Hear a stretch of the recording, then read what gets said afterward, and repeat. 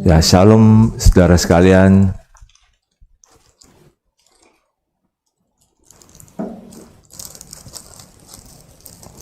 Mari kita buka firman Tuhan dari Markus 10 ayat 46 sampai dengan 52. Markus 10 ayat 46 sampai dengan 52. Injil Markus pasal 10 ayat 46 sampai dengan 52. Demikian firman Tuhan. Yesus menyembuhkan Bartemius. Lalu tibalah Yesus dan murid-muridnya di Yeriko. Dan ketika Yesus keluar dari Yeriko bersama-sama dengan murid-muridnya dan orang banyak yang berbondong-bondong, ada seorang pengemis yang buta bernama Bartemius, anak Timeus, duduk di pinggir jalan. Ketika didengarnya bahwa itu adalah Yesus orang Nazaret, mulailah ia berseru, "Yesus, anak Daud, kasihanilah aku." Banyak orang menegurnya supaya ia diam, namun semakin keras ia berseru, "Anak Daud, kasihanilah aku." Lalu Yesus berhenti dan berkata, "Panggillah dia." Mereka memanggil orang buta itu dan berkata kepadanya, "Kuatkan hatimu, berdirilah, ia memanggil engkau." Lalu ia menanggalkan jubahnya. Ia segera berdiri dan pergi mendapatkan Yesus. Tanya Yesus kepadanya, "Apa yang kau kehendaki supaya aku perbuat bagimu?" Jawab orang buta itu, "Rabuni, supaya aku dapat melihat." Lalu kata Yesus kepadanya, "Pergilah, imanmu telah menyelamatkan engkau." Pada saat itu juga melihatlah ia. Lalu ia mengikuti Yesus dalam perjalanannya. Hari ini firman Tuhan bertema, "Kasihanilah aku." Dua kali Bartemius berseru kepada Yesus, "Kasihanilah aku." Dan saya berharap ini menjadi doa kita. Kasihanilah aku. Karena ini doa setiap orang yang mau mengalami terobosan. Orang yang tidak mau hidupnya begitu-begitu saja. Orang yang rindu supaya kehendak Tuhan, rencana Tuhan boleh terjadi dalam hidupnya maupun dalam komunitasnya. Tapi kalau kita menjadi orang yang cuek, nggak perlu berdoa seperti "Kasihanilah aku." Kalau kita pikir yang penting saya nyaman, saya aman, nggak perlu kita berdoa "Kasihanilah aku." Makanya kita akan menjadi orang yang biasa-biasa saja. Tapi kalau orang yang memang mau berani, hidupnya seperti yang mengalami hal-hal yang luar biasa, yang dahsyat dari Tuhan, dia harus biasakan dirinya berdoa, "Kasihanilah aku ya Tuhan." Karena semua tokoh-tokoh Alkitab, orang-orang yang hebat dalam Alkitab, itu semuanya pernah mengalami dan berseru kepada Tuhan, "Kasihanilah aku." Orang yang tertindas dan dia nggak mau hidup dalam ketindasan itu, dia selalu berseru, "Kasihanilah aku." Dan saat ini kita ingin belajar yang namanya Bartemius. Dia berseru, "Yesus, anak Daud, kasihanilah aku." Siapa yang harus bisa berseru kepada Tuhan, "Kasihanilah aku"? Di sini dalam ayat yang ke-46 sangat jelas dikatakan, ada seorang pengemis. Oh, saya kan bukan pengemis. Tapi kita tahu seorang pengemis itu orang yang bergantung kepada belas kasihan orang. Kalau kita bergantung pada belas kasihan orang, lama-kelamaan orang itu juga nggak mau terlalu dibebani. Dan suatu saat dia akan berpikir, saya kok jadi dibebani sih sama dia ini.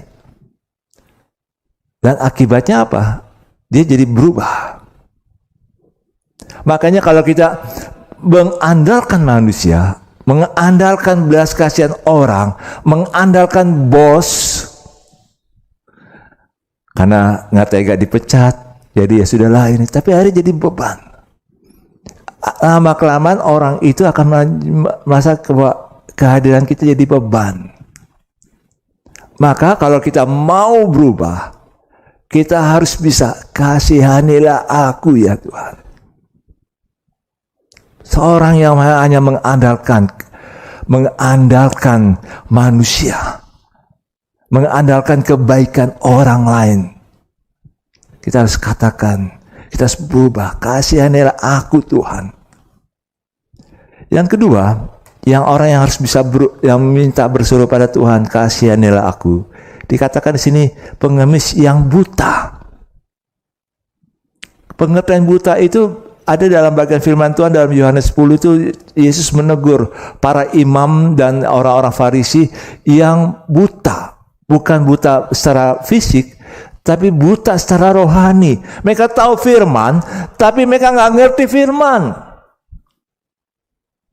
Itu buta. Kita baca Alkitab, tapi kita nggak ngerti Alkitab. Buta. Bukankah Yesus katakan, akulah terang dunia. Akulah terang dalam hidupmu. Firman-Mu ada terang bagi kakiku. Jalan berita bagi kakiku dan terang bagi jalanku. Bukankah dengan firman itu kita akan diterangi? Tapi kita nggak ngerti-ngerti. Bahkan kita mengeluh, kok nasib saya seperti kayak gini ya? Kok pakai begini terus ya? Bosan saya di sini terus begini.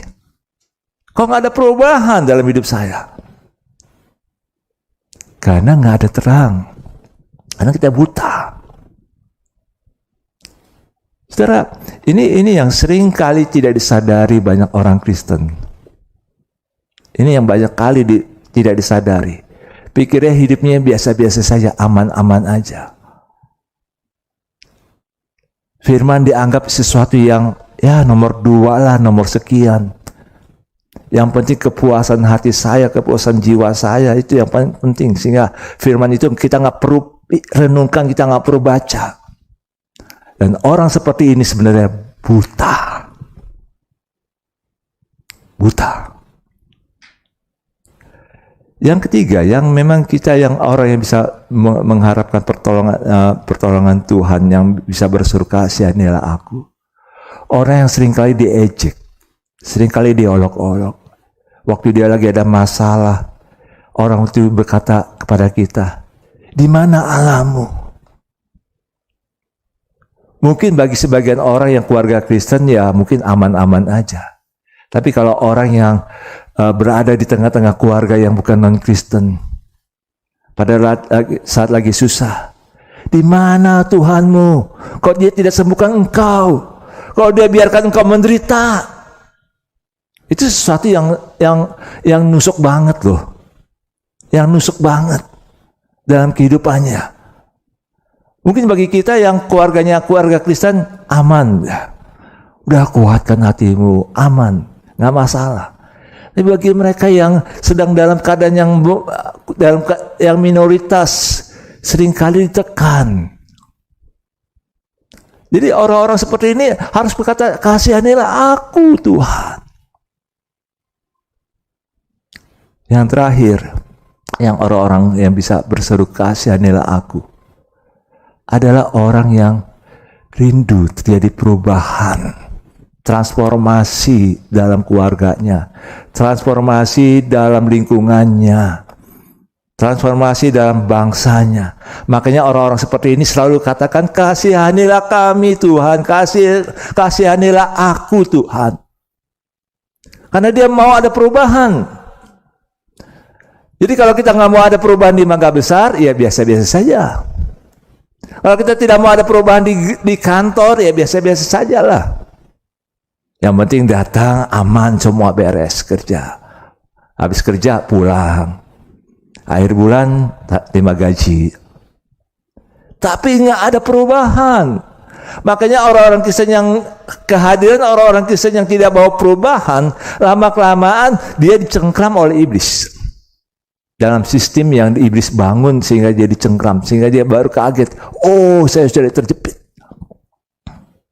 Ini yang seringkali terjadi, saudara. Makanya orang-orang seperti ini harus bisa berani berseru, kasihanilah aku. Yang kedua yang kita akan lihat di sini, kita harus bisa, kalau kita mau berseru kasihanilah aku. Tadi yang pertama kita belajar siapa yang bisa berseru. Yang kedua, kita harus peka dengar suara Tuhan. Ketika ayat 47, ketika didengarnya bahwa itu adalah Yesus orang Nazaret, mulailah ia berseru, Yesus anak Daud, kasihanilah aku. Ketika didengarnya, bukan ketika dilihatnya, kan dia buta. Waktu dia mendengar nih suara rame-rame, dia tanya, siapa tuh, ada apa tuh? Orang-orang hanya bilang, Yesus orang Nazaret sedang lewat. Tapi perhatikan saudara, Bartimius tidak berteriak, Yesus orang Nazaret, kasihanilah aku. Bartimius tidak berseru seperti itu, saudara. Tapi Bartimius berseru, Yesus anak Daud. Beda konsepnya, saudara. Konsep teologisnya beda. Yesus orang Nazaret, memang Yesus berasal dari Nazaret. Tapi kalau Yesus anak Daud, berarti dia Mesias yang dijanjikan oleh Allah dari 2 Samuel 7. Itu berbicara tentang bahwa ada perjanjian Tuhan kepada Daud, bahwa keturunannya akan memerintah selama-lamanya. Mungkin orang-orang akan berteriak berpikir kalau waktu seruan daripada Bartimius ini, Yesus itu bukan anak Daud, dia dari Nazaret, kalau anak Daud dari Bethlehem. Itu konsep orang-orang Yahudi pada saat itu. Tapi Bartimius, dia punya mengerti, dia dapat hal yang sangat jelas. Yesus itu bukan hanya orang Nazaret, tapi dia Mesias yang dijanjikan oleh Allah. Maka dia berseru, Yesus anak Daud. Saudara, kita perlu mendengar suara Tuhan. Dan pada waktu Tuhan berbicara, kita harus mengerti, oh ini yang Tuhan terangi. Yesus anak Daud ketika didengarnya. Ada 2 ilustrasi yang cukup menarik. Suatu kali ada waktu Uni Soviet lagi terbuka dan komunis runtuh, pada waktu itu pemerintahan komunis runtuh, terus waktu itu dalam pemerintahan presidennya Mikhail Gorbachev. Itu langsung runtuh dan Soviet terbuka. Pada waktu terbuka itu banyak band-band dari barat, negara-negara barat buat konser di situ. Salah satunya Bon Jovi. Waktu mereka sebelum konser itu ada tiketnya dan banyak orang yang nonton pada saat itu. Tapi sebelum konser itu dimulai, 2 hari sehari sebelumnya, itu gitarisnya Bon Jovi jalan-jalan di pinggir jalan-jalan di kota-kota itu, dan juga ngamen di stasiun bawah tanah, stasiun kereta api bawah tanah, ngamen, main biasa aja gitu, nggak ada orang yang kenal dia, pikirnya hanya tukang ngamen biasa. Tapi begitu konser Bon Jovi, dia main, dia dieluk-elukan juga. Bukankah orang Kristen, yang namanya orang Kristen, baru rasakan hadirat Tuhan kalau ada KKR besar, kalau ada hamba-hamba Tuhan yang diurapi. Padahal waktu saat teduh di rumah sendiri, aduh ini apaan sih? Makanya banyak orang Kristen kehilangan terobosan dalam hidupnya. Kenapa? Karena dipikirnya, renungan juga nggak ada apa-apanya, nggak ada apa-apa, saya nggak rasakan apa-apa. Itu kebodohan yang luar biasa, saudara. Baru nanti kalau ada orang besar yang datang, yang berkhotbah, yang melayani dengan urapan yang khusus, baru rasakan, waduh, hadirat Tuhan sangat kuat sekali. Padahal Tuhan kadang-kadang mau kunjungi kita secara pribadi, saudara. Ini sesuatu yang sangat menyedihkan sebenarnya. Kehilangan kehadiran Tuhan. Padahal Tuhan datang secara pribadi. Oke, saya dorong saudara, jangan abaikan persekutuan pribadi dengan Tuhan. Kalau secara abaikan, saudara akan kehilangan Yesus. Saya katakan demikian. Saya berani katakan demikian. Karena waktu dia datang secara pribadi pada kita pikir siapa lu? Padahal itu Yesus loh.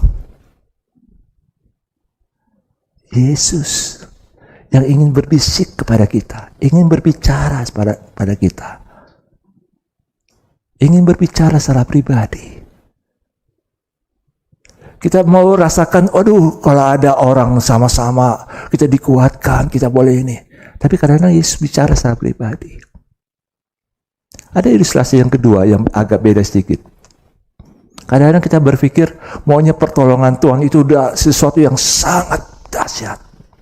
Yang kita pikirkan, tiba-tiba datang segera dengan cara kita. Satu kali ada waktu dalam peperangan di pantai, itu ada seorang prajurit tentara, dia terpisah dengan teman-temannya, dengan pasukannya, dan dia sendirian. Waktu musuh udah mulai datang ke pantai itu, dan dia lari ke hutan. Waktu lari ke hutan, musuh itu makin mendekat, sudah masuk ke pantai. Dia lari ke goa. Waktu di goa, dia dengar pasukan musuh itu sudah mulai ribut sana sini, sudah mulai mau coba mengintai. Dan prajurit ini berdoa begini, Tuhan, saya janji Tuhan, kalau saya diselamatkan, saya akan ikut Engkau, saya akan genapi rencanamu Tuhan. Tolong saya, selamatkan saya, supaya saya nggak dibunuh oleh musuh Tuhan. Saya berdoa Tuhan supaya goa itu ditutup oleh batu-batu yang besar. Entah itu caranya ada gempa bumi, tiba-tiba itu tutup itu batu-batu, mulut goa itu dengan batu-batu yang besar sehingga musuh tidak datang. Terus setelah dia amin, dia juga masih gemetar. Tiba-tiba dia lihat ada laba-laba yang agak besar, bikin sarang di mulut goa itu. Dia langsung, Tuhan, kan ini masih kelihatan. Bukankah sarang laba-laba itu bisa dihancurkan? Kalau batu kan nggak bisa dihancurkan. Tapi ini kan ada sarang laba-laba yang buat sarangnya di mulut goa itu. Makin lama dia dengar orang musuh-musuhnya itu makin dekat ngomong, dekat muka goa lagi. Di mulut goa itu, waduh, dia gemetar, saudara. Dia gemetar, dia ketakutan. Tapi dia dengar juga, ini pasti kalau ada sarang laba-laba ini berarti sudah lama nggak dimasukin sama orang. Pergilah mereka. Baru tentara ini sadar. Bukan dia yang dia pikirkan. Cara Tuhan bukan apa yang dia pikirkan. Tapi cara Tuhan yang unik, yang berbeda. Seringkali kita memaksakan Tuhan dengan cara kita loh, saudara. Kita pikir, sudah aman. Baik ya, kalau memang ini yang saya minta, Tuhan bisa buat. Dan Tuhan akan tolong dengan cara yang dahsyat. Padahal Tuhan bisa buat tolong dengan cara yang berbeda. Dengan apa yang kita pikirkan. Itu sebabnya saudara, mari ketika didengarnya, artinya kita harus semakin peka suara kita, telinga kita dengar suara Tuhan. Makanya yang kedua ini adalah semakin peka. Kalau kita mau minta belas kasihan Tuhan, kasihanilah aku, itu sebenarnya kita sedang dilatih untuk telinga kita, hati kita untuk peka dengar suara Tuhan, mengerti cara Tuhan. Mengerti bagaimana Tuhan mau nolong kita dengan caranya yang beda dengan apa yang kita pikirkan. Yang ketiga, yang kita ingin belajar dari Bartimeus ini, harus punya kebulatan hati. Harus punya kebulatan hati. Kalau kita memang mau berseru kepada Yesus, kasihanilah aku ya Yesus anak Daud, kita harus punya kebulatan hati, saudara. Kalau saudara nggak punya kebulatan hati untuk berubah, untuk mengalami perubahan, lebih baik nggak usah berdoa seperti itu. Lebih baik nggak usah berdoa. Lebih baik biasa-biasa sajalah menjadi orang Kristen yang biasa-biasa saja. Tapi orang yang mau berteriak kasihanilah aku, dia harus siap berubah, mengalami punya kebulatan hati. Apa saja yang harus dia buat? Pertama, dia bulat hati untuk minta pada Yesus, belas kasihan pada Yesus. Padahal waktu dalam ayat yang ke-48, banyak orang menegurnya supaya ia diam. Supaya ia diam. Tapi dia makin keras berseru, anak Daud, kasihanilah aku. Kalau ada orang yang bilang, lu gak bisa apa-apa, waduh, kita jadi ciut tuh, saudara. Sendirian. Kadang-kadang ngisi tuh, saudara, perjuangan iman tuh kadang-kadang sendirian loh. Ada saat ada orang terdekat dengan kita, gak ada apa-apa lu deh, diam aja deh. Waduh, itu jadi kayak terjepit. Padahal kita butuh pertolongan dia. Padahal kita butuh supaya dia menolong kita dengan baik, mendukung kita. Tapi enggak. Situlah kita harus bulat hati. Jangan menyerah. Kalau ada tekanan dari lingkungan, jangan menyerah. Kalau ada tekanan dari orang terdekat, jangan menyerah. Kalau situasi menekan kita. Kebulatan hati kedua yang kita belajar di sini adalah dia berani menanggalkan jubahnya walaupun dia belum sembuh. Dalam ayat 50, lalu ia menanggalkan jubahnya. Ia segera berdiri dan pergi mendapatkan Yesus. Jadi waktu dia dibilang, ayo kamu, Tuhan Yesus memanggil engkau. Yesus manggil engkau, wah langsung dia menanggalkan jubahnya. Belum sembuh loh. Dia udah tahu waktu Yesus memanggilnya ada sesuatu perubahannya pasti terjadi, maka dia tanggalkan jubahnya. Apa tuh jubahnya? Jubah itu lambang daripada rasa nyaman, rasa aman. Yang melindungi dia selama ini, yang membuat dia ini. Maka itu kenyamanan, keamanan itu kita harus bongkar, saudara. Kalau kita mau terjadi perubahan dalam hidup kita, kalau kita mau berteriak kepada Yesus, berseru kepada Yesus, kasihanilah aku, kalau kita mau berubah hidup kita, kalau kita mau diperbarui oleh Tuhan, kalau kita mau transformasi terjadi dalam lingkungan kita, komunitas kita, dalam keluarga kita, kenyamanan itu harus dibongkar. Kalau enggak, saudara, jangan pernah harap ada pertolongan Tuhan. Mujizat terjadi bukan karena kita berteriak-teriak saja, tapi mujizat terjadi kalau kita berani membongkar diri kita. Baru ada pertolongan Tuhan. Makanya orang-orang Kristen yang merasa nyaman saat-saat ini, itu akan suatu saat akan kaget-kaget. Oh, kok jadi gini ya? Kok begini ya? Akan shock. Culture shock. Tapi orang yang berani keluar dari zona nyaman, bongkar kenyamanannya dan keamanannya, dia akan lebih kuat. Dia akan bisa lihat, ini pasti terjadi. Tadi yang kedua, kita tahu bahwa itu dia harus peka. Setelah ada reaksi daripada Yesus, baru dia tahu, wah ini saya harus siap. Saudara, kita harus bisa tahu bahwa ini ada sesuatu yang memang Tuhan ingin buat. Apalagi pada saat kita lagi berdoa, cukup lama kita berdoa, doakan sesuatu. Tiba-tiba belum nggak jadi lagi. Wah, itu shock loh saudara. Itu kayak, aduh Tuhan, kenapa ya Tuhan? Ada dosa apa ya sama saya Tuhan? Kadang-kadang kita berpikir demikian. Tapi saya ingin beritahu, stop menyalahi diri sendiri.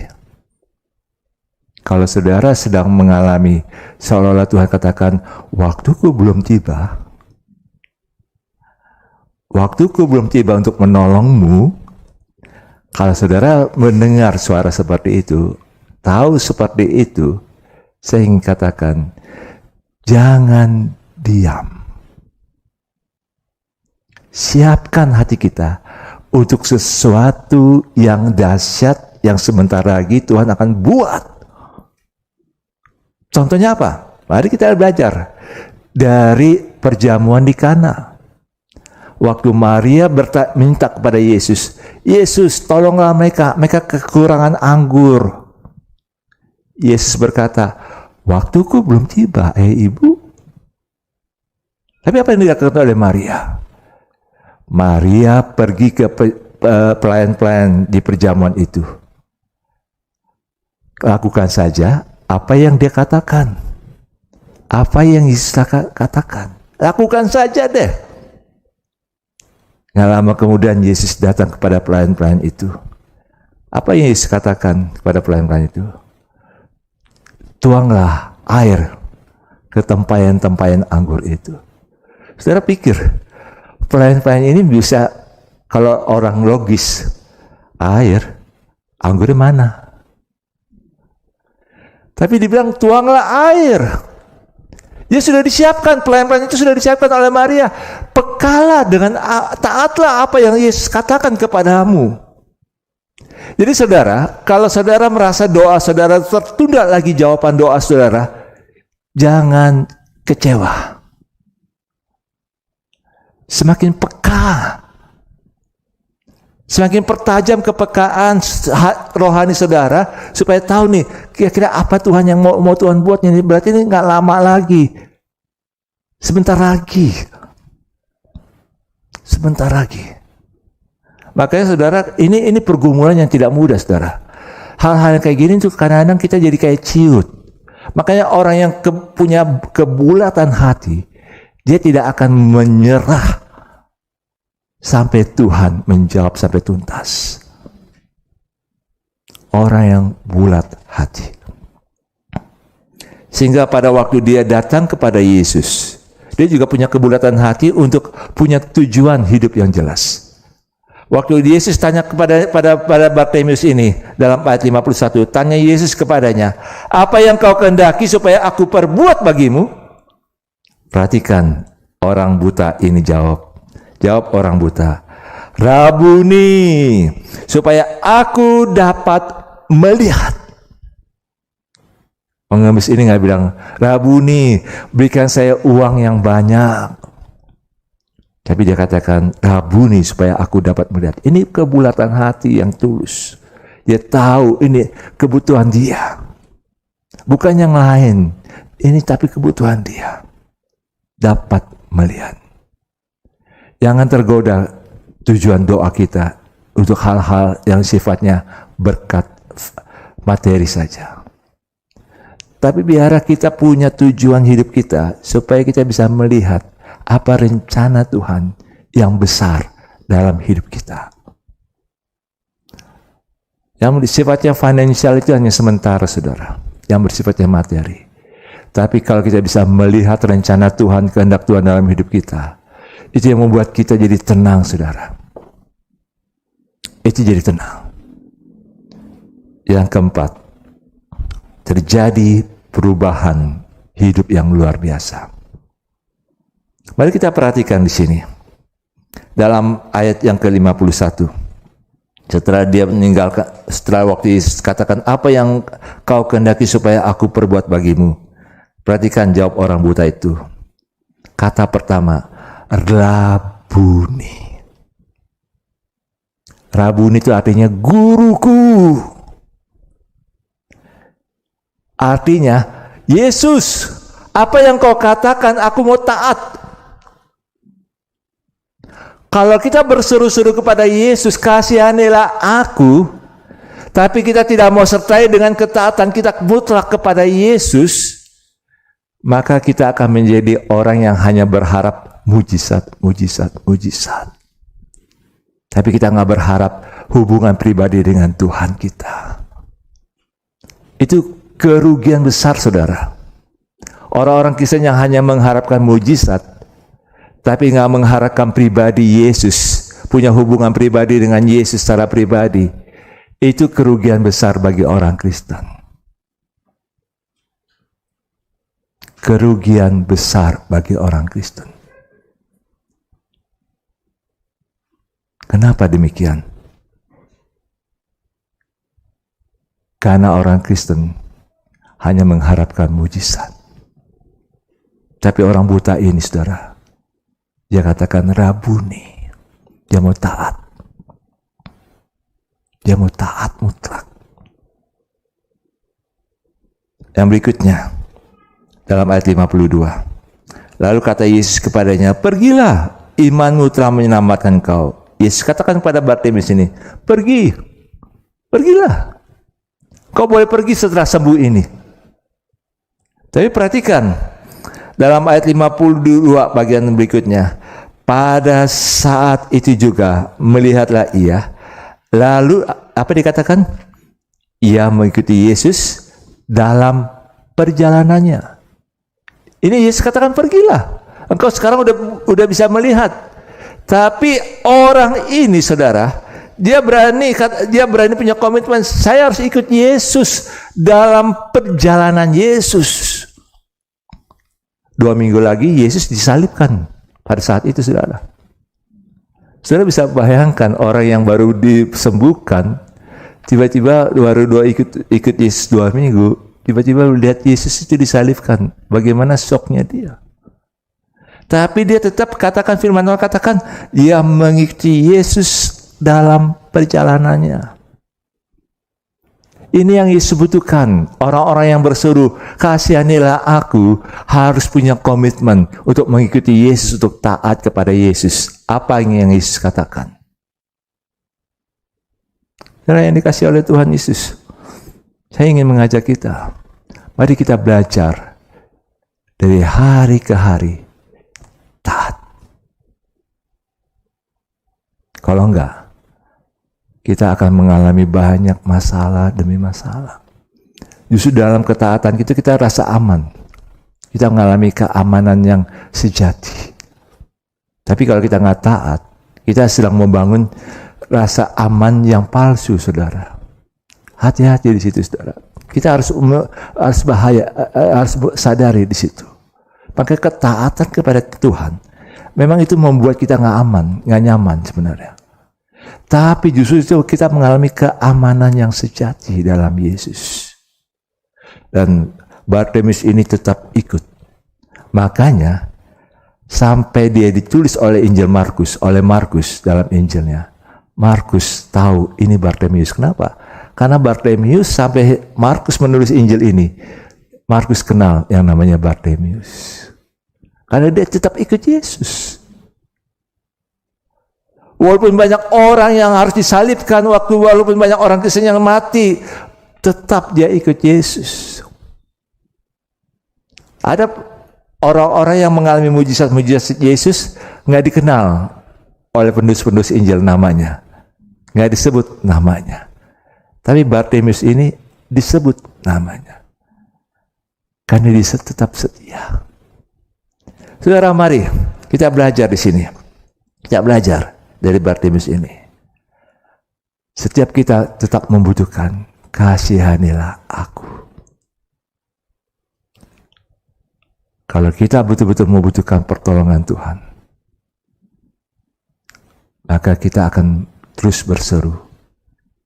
Orang-orang yang selalu berseru, kasihanilah aku, dia akan kuat berhadapan dengan musuhnya.